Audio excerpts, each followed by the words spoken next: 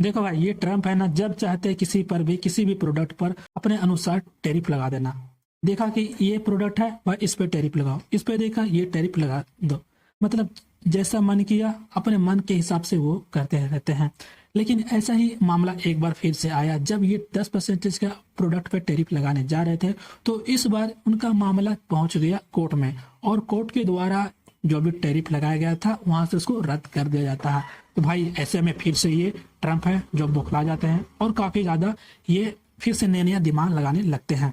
तो आखिर ये ट्रम्प आखिर ऐसा बार बार क्यों करते हैं कि ये टैरिफ लगाते हैं आखिर क्यों है, इससे इनको क्या फायदा होता है, और जब ये टैरिफ लगाते हैं तो इससे इंडिया पर क्या इम्पैक्ट पड़ सकती है, आखिर कोर्ट ने इनके टैरिफ को इलीगल बता करके क्यों रद्द कर दिया, ये सारा मामला हम लोग पूरा अच्छे तरीके से चलिए समझते हैं, वो भी स्टेप बाय स्टेप बढ़िया तरीके से।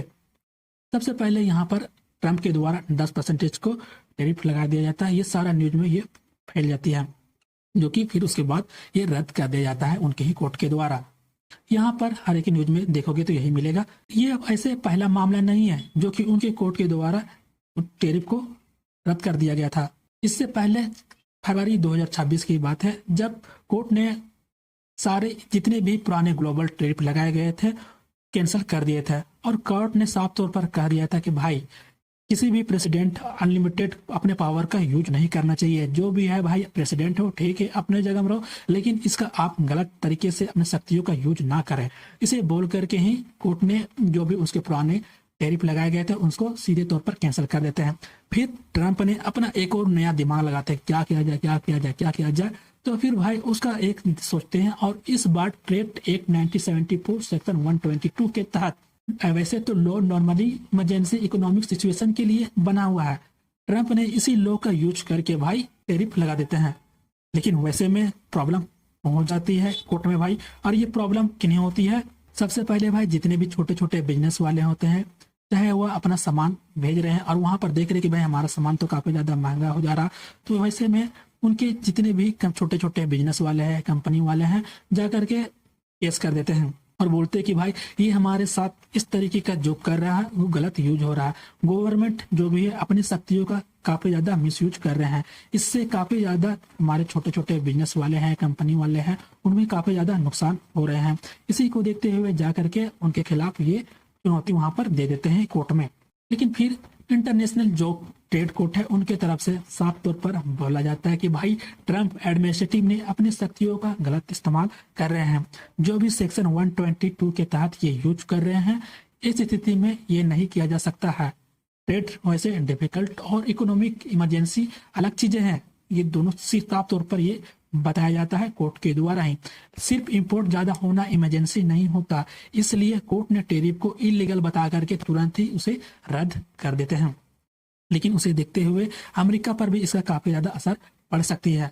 जिन भी छोटे छोटे कंपनियों ने वहां पर एक्स्ट्रा टैक्स दिया था, मैं तो भाई तरीके से उन कंपनियों को इंटरेस्ट के साथ उन्हें वापस मिल सकता है पैसा।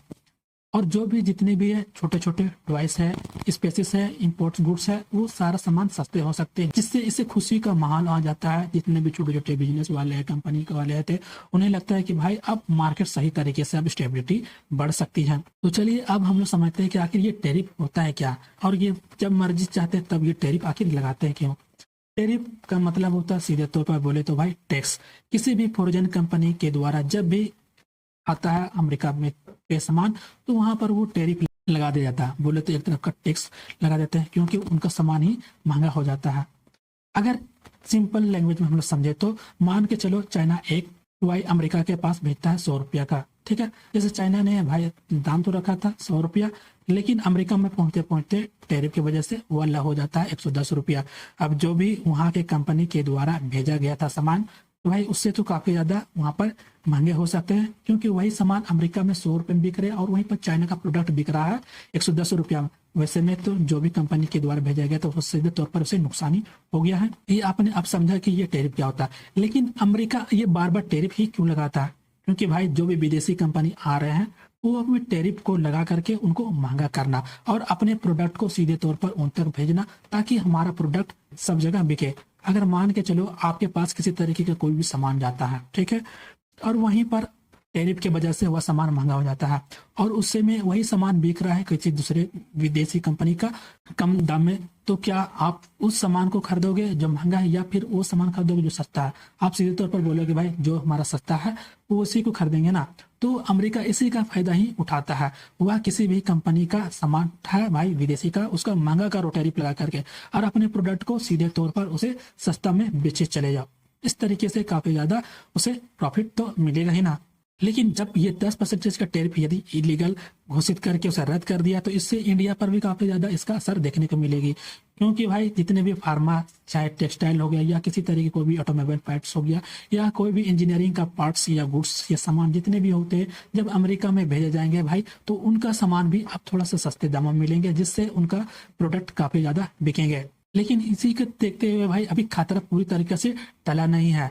ट्रंप ने अपना एक और फैसले के खिलाफ अपील करेगी और इस बार अपना एक और नया दिमाग लगा रहे हैं। वैसे तो ये कोर्ट में बात तो पहुंची हुई थी, लेकिन अब ये बात धीरे धीरे सुप्रीम कोर्ट तक ये जा सकती है और इस बार जो नया कानून का रास्ता अपनाने वाली है, जो नया कानून लागू करने वाली है भाई सेक्शन 301 इन्वेस्टिगेशन के तहत है, जिससे फिर से टैरिफ लगाने के लिए कोशिश कर सकती है। लेकिन वहीं पर एक्सपर्ट का सीधे तौर पर कहना है भारत को अमेरिका के साथ अभी किसी भी बड़े ट्रेड एग्रीमेंट की जल्दीबाजी नहीं करनी चाहिए, क्योंकि भाई यूएस ट्रेड पॉलिसी लगातार बदल रही है, कब क्या हो जाए किसी का पता नहीं है। वहीं पर आप देखो तो ग्लोबल पॉलिटिक्स के हिसाब से ये सिर्फ टैक्स की न्यूज नहीं है, यूएस ट्रेड वार हो या फिर चाइना स्ट्रेटेजी हो या ग्लोबल सप्लाई चेन हो या फिर इलेक्शन पॉलिसीज हो, ये सब एक दूसरे से ही आपस में ये कनेक्टेड है। ट्रंप एग्रेसिव ट्रेडिंग पॉलिसी का यूज करके अमेरिका का मैन्युफैक्चरिंग सुपर बनाना चाहते हैं। देखो भाई ट्रंप सीधा तौर पर चाहता है कि अमेरिका के जो भी मैन्युफैक्चरिंग को वो टैरिफ पर टैरिफ लगा करके अपना सुपर पावर बनाना चाहते हैं। लेकिन इससे साफ तौर पर क्रिटिक्स बोलते हैं कि इससे काफी ज्यादा महंगाई बढ़ सकती है, बिजनेस काफी ज्यादा इससे कंफ्यूज होती है, ग्लोबल ट्रेड एक जगह से दूसरी जगह ये स्टेबल नहीं दिखने को मिलती है। तो अभी के लिए ट्रंप को कोर्ट से एक बड़ा झटका मिला है, लेकिन ये ट्रेड वार अभी खत्म नहीं हुई है, अभी भी ये जारी है। ऐसे में आप क्या सोचते हैं इस विषय में? अपनी राय हमें कमेंट में जरूर बताएं और इनसे किसी तरह कोई अपडेट आता है तो मैं आपको जरूर ला करके दूंगा। और यदि आप चैनल पर नए हैं चैनल को सब्सक्राइब करके बेल आइकन नोटिफिकेशन कॉल पर क्लिक कर लेना।